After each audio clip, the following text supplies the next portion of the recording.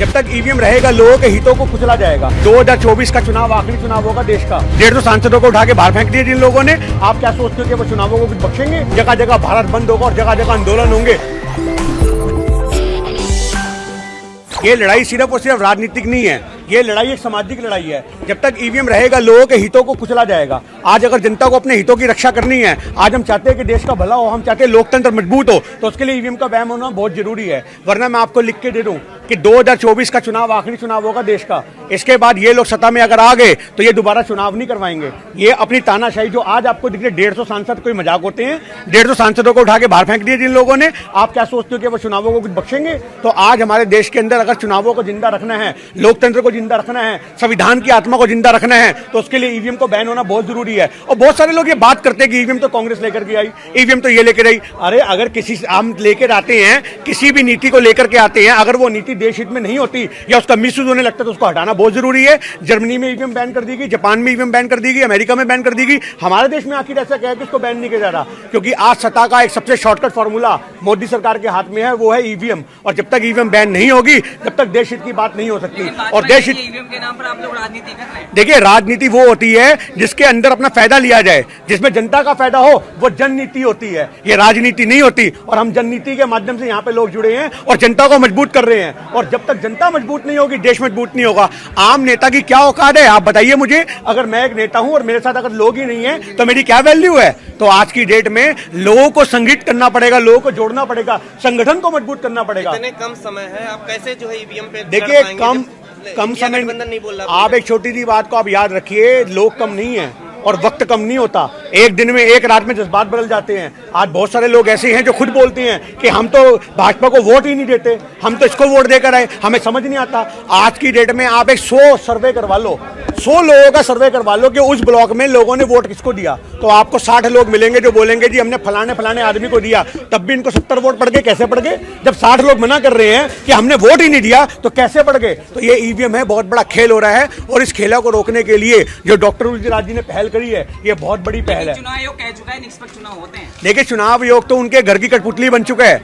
चुनाव आयोग के अंदर कभी हमने सुना था कि न्यायालय भी स्वतंत्र हैं, कभी हमने सुना था कि चुनाव आयोग भी स्वतंत्र हैं, कभी हमने सुना था कि सीबीआई भी, समझ रहे हो बात, निष्पक्ष काम करती है। पर आज भाई साहब हमें देखने को नहीं मिलता, चाहे सीबीआई हो या ईडी हो, जितनी भी आज के टाइम में संवैधानिक यूनिट अकेले इंडिपेंडेंट काम करती थी, सबके ऊपर दबाव है, तबादलों का दबाव, किसी के ऊपर डराने का दबाव, किसी को धमकाने का दबाव। आज वकील अपना काम नहीं कर पाते। आज वकीलों को लालच दिया जाता है कि तू हमारे पक्ष में फैसला सुना, तेरे को राज्यसभा सांसद भेजेंगे। आप ये देख लो, ऐसे कौन से इनके मुद्दे हैं जो भाजपा के हित में आए हो और वो बंदा राज्यसभा सांसद ना गया हो। देखिए जी, ईवीएम खत्म कर देंगे हम जी। आप ये क्या लगा रहे हो? प्लान की बात नहीं है। अगर आज यहाँ पे हजारों की, सैकड़ों की तादाद में लोग आए हैं, तो ये सैकड़ों की तादाद में लोग संगठन के लोग थे।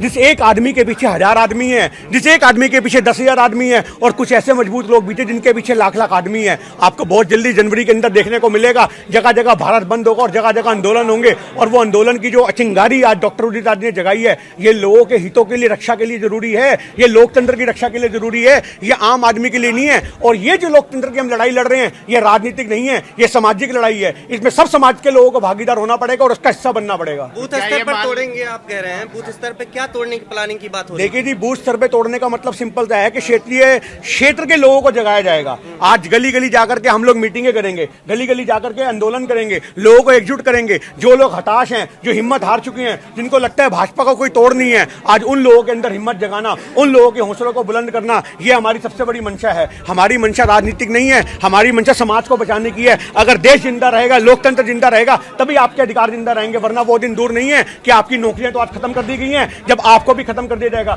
अभी आपने क्रिमिनल लॉ देखा, 90 दिन की, 90 दिन के लिए आपको उठा के बंद कर दिया जाएगा। जो रिमांड पहले 10 दिन 15 दिन चलता था, आज 90 दिन में तो आदमी की आत्मा फूंक देंगे। ये आपकी सोच में हो। जो आदमी आज की डेट में जुर्म नहीं भी कबूल रहा, वो भी कहेगा हाँ जी हाँ मैंने कबूल लिया, हाँ जी मैंने कबूल लिया। 90 दिन का टॉर्चर कर देगी पुलिस। आप क्या लगा रहे हो? तो क्या लोकतंत्र को बचाने के लिए तोड़ना जरूरी है? देखिए, लोकतंत्र बचाने का मतलब है लोगों की शक्ति, लोगों को जोड़ना और यही तो लोकतंत्र होता है। आप किसको लोकतंत्र मानते हो? क्या किताबी बातों को लोकतंत्र मानते हो? आप किसको मानते हो जननीति? आप किसको मानते हो लोकनीति? लोकनीति और लोकतंत्र का मतलब होता है जहां पे लोग एकजुट हो जाते हैं। और अभी जंतर मंतर पे आपने देखा कि कांग्रेस ने भी सारे गठबंधन को जोड़ करके अपनी आवाज को बुलंद किया। ये राजनीतिक दलों की कुछ मजबूरी हो सकती है, पर समाज की कोई मजबूरी नहीं होती। समाज खुल के अपनी बात रखता है और हम इस सामाजिक मंच के माध्यम से अपनी आवाज को जनता तक लेकर जाएंगे। लेकिन तेलंगाना में आप जीत जाते हैं तो वहाँ ईवीएम की बात नहीं होती बिल्कुल है। ऐसा और होता बाकी है। 3 राज्यों में हार जाते हैं तो आपकी EVM का बात आपकी बात को बहुत तहे दिल से हम शुक्रिया करते हैं कि आपने ये मुद्दा उठाया। मेरे भाई, आज की डेट में एक निष्पक्ष दिखाने के लिए ऐसा काम होता है। हमारे बड़े बुजुर्ग कहा करते थे, आपने शायद वो कहावत सुनी हो कि गू खाओ तो हाथी का खाओ वरना ना खाओ। तो यही भाजपा ने सीखा है कि आज बड़े बड़े जो राज्य हैं वो निपटा लो और एक आधा इनके लिए फेयर छोड़ दो। तेलंगाना में जो चुनाव हुए वो फेयर चुनाव हुए। अगर यही फेयर चुनाव आपको राजस्थान में, छत्तीसगढ़ में देखने को मिलते तो एक तरफा जीत होती बाकी राज्यों की भी। बाकी जो नीतियां लड़ रही थी, बाकी जो राजनीतिक दल लड़ रहे थे उनकी जीत होती। मैं ये नहीं कहता कांग्रेस की, कोई भी जीतता, पर इनके पास तो पहले है। अरे राजस्थान में इतना बड़ा खेला हो गया। आज के टाइम में जितने सर्वे करने वाले कहते हैं हम नंबर 1, हम नंबर 1, हम नंबर 1, आज तक नंबर 1, ये फलाना नंबर 1। अरे सारे नंबर 1 के सर्वे फेल हो गए। कैसे फेल हो गए? क्योंकि ईवीएम जीत गई। आज कांग्रेस चुनाव नहीं आ रही, आज ईवीएम चुनाव जीती है। आज की डेट में आप याद रखो कि जब तक ईवीएम जिंदा है, जब तक लोकतंत्र की हत्या होती रहेगी। अगर लोकतंत्र को जिंदा करना है तो ईवीएम को बैन करना बहुत जरूरी है। और ईवीएम बैन की जो पहल हम लोगों ने करी हुई है, ये गली गली जाएगी, ये देश के हर कोने में जाएगी। यहाँ पे राजस्थान के लोग आए, यहाँ पे छत्तीसगढ़ के लोग आए, यहाँ मध्य प्रदेश के लोग आए, यहाँ यूपी के लोग आए, यहाँ दिल्ली के लोग आए, यहाँ उत्तराखंड के लोग आए। सभी लोग अपने आप में धुरंधर थे और उन सभी धुरंधर लोगों से हमारी गुजारिश है कि रणभूमि में उतर जाओ और जमीन पे उतर जाओ और जमीन पे उतर करके आज देश को इतना मजबूत कर दो कि जिस ईवीएम का रोना रो करके ये लोग जीते सत्ता में आकर के,